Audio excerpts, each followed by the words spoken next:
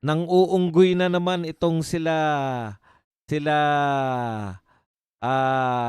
Kiko Pangilinan. Napupunan niyo po ba, binitawan na po ng mga dilawan kakamping na mga politiko diyan po sa House of Representatives at dito po sa Senado, yung laban po nila sa korapsyon, no? Bakit kaya? Bakit kaya ayaw na nilang lumaban sa korapsyon? Kasi po, siyempre, Our Lady of Insertion yung isa sa mga kasama nila, no? Pag imposible naman na hindi madamay ang Our Lady of Insertion na kanila pa namang pinag-iisipan na maging pambato, no? At saka siyempre, dahil kaalyado na sila ng presidente, iba na po yung kanilang tinatakbo, no? O yan, mga nagpo-focus po sila sa pambubudol. Alam po ninyo, iba po yung panahon, hindi po dapat business as usual ang treatment ng mga senador at congressman. Yan. Tahasan ko pong sinasabi na dapat, hindi ito dapat business as usual.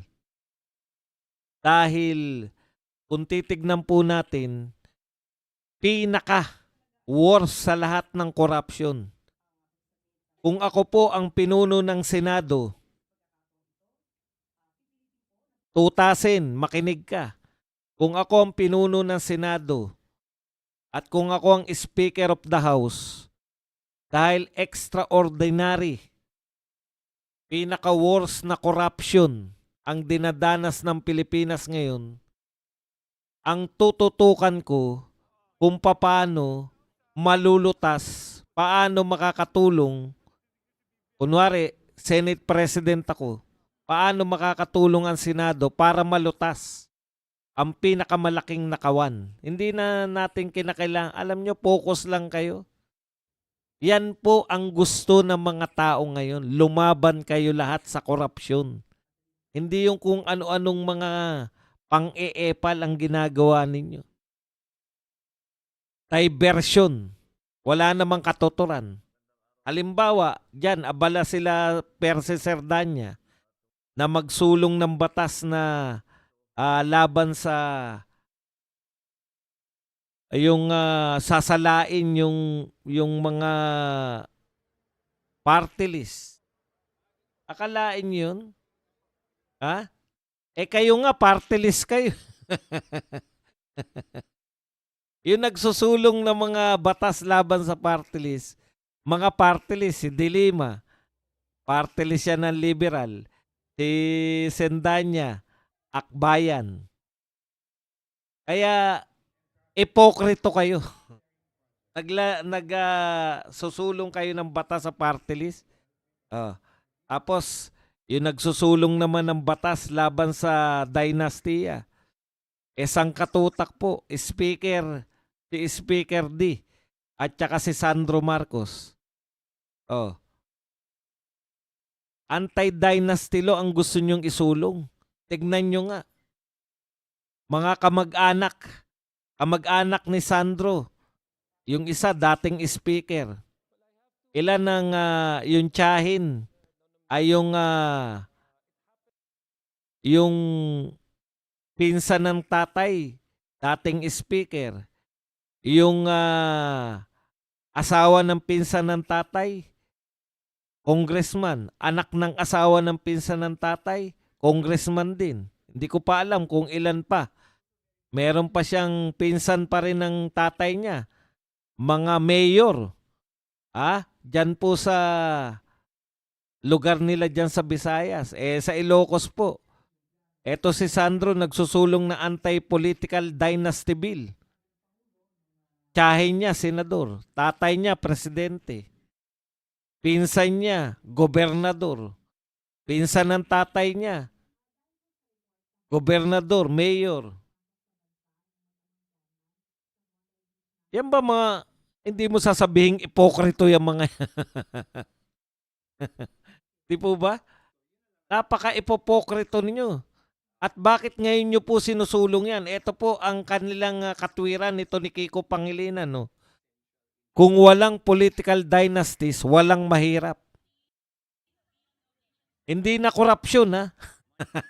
Hindi na dahilan korupsyon. O, bakit po? Pag napasikat nila yan, kung walang political dynasties, walang mahirap, ibig sabihin, wag natin iboto si Sara Duterte dahil tatay niya presidente. Alam niyo yung mga ganyang kaisipan na lahat dapat tayo, tuto kayo dapat sa malawak na korupsyon, hindi yung kung ano-ano. Wala naman pong masama sa gumawa ng batas, trabaho nyo yan eh. Kaya lang, eto po practical napaka-practical nito. Wala po ba tayong batas laban sa mga magnanakaw? Meron. Meron na. Graft and corruption. Wala ba tayong batas sa graft and corruption? Meron na rin. Wala ba tayong batas laban sa plunder? O yung malakihang pagnanakaw? Meron na rin. Wala ba tayong batas na makipagsabwatan yung mga kontraktor laban dito sa mga government official, lalo na sa DPWH? Meron na rin. Bawal din. Wala ba tayong batas laban sa namomorsyento sa gobyerno? Meron din. So lahat po ng batas na yan ay naipasa na at umiiral na. Di po ba? Lahat ng batas na yan umiiral na. Bakit tayo may problema sa pagnanakaw? Hindi po problema yung batas. Ang problema po yung mga lumalabag sa batas. Nilalabag nila precisely yung batas na nilagay. Yung sinasabing safeguard para pangalagaan tayo mula sa mga magnanakaw, nilalabag ng mga magnanakaw. So hindi po pala yan ang problema, hindi po kalutasan yung panibagong batas laban po sa mga magnanakaw kasi lalabagin lang din yan ng mga magnanakaw. Ngayon nga, konkreto na eh. Bawal magnakaw. Bawal ka mangulimbat. Nangungulimbat pa rin. Ang point ko lang mga kapatid, no? Malaki ang problema natin pero iba yung focus natin. Lahat ng tao sa gobyerno, tignan ninyo mga pronouncement. Ano ang minamadali ng Malacanang ngayon? Madaliin na natin yung guidelines sa anti-epal. Alam niyo po ba yung anti-epal? Yan po yung pinagbabawal na maglagay ng mga mukha ng mga politiko. Maglagay ng pangalan ng mga politiko sa mga proyekto ng gobyerno. Anti-epal. Pinagmamadali na ng palasyo yung guidelines. Paano ipapatupad yung anti-epal bill? Masyado tayong busy sa paggagawa ng mga panibagong batas o mga guidelines na lalabagin lang naman ng mga kasalukuyang lumalabag sa batas. Masyado tayong palaisip ng mga panibagong batas para lunasan di umano yung batas dati na kaya nga tayo namumblema dahil nilalabag na ng mga tao. Hindi ba ang dapat ginagawa ang focus?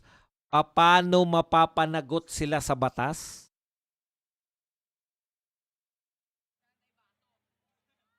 Pasimplihin lang po natin ang lahat.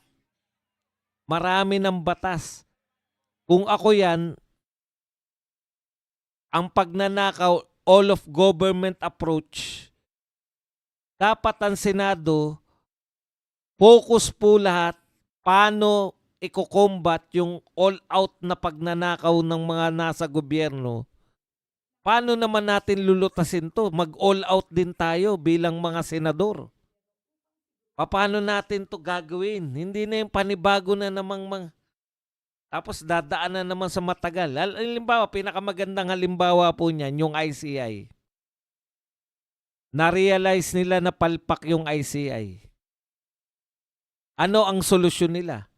Bigyan ng pangil yung ICI. Gumawa ng batas para bigyan ng pangil yung ICI.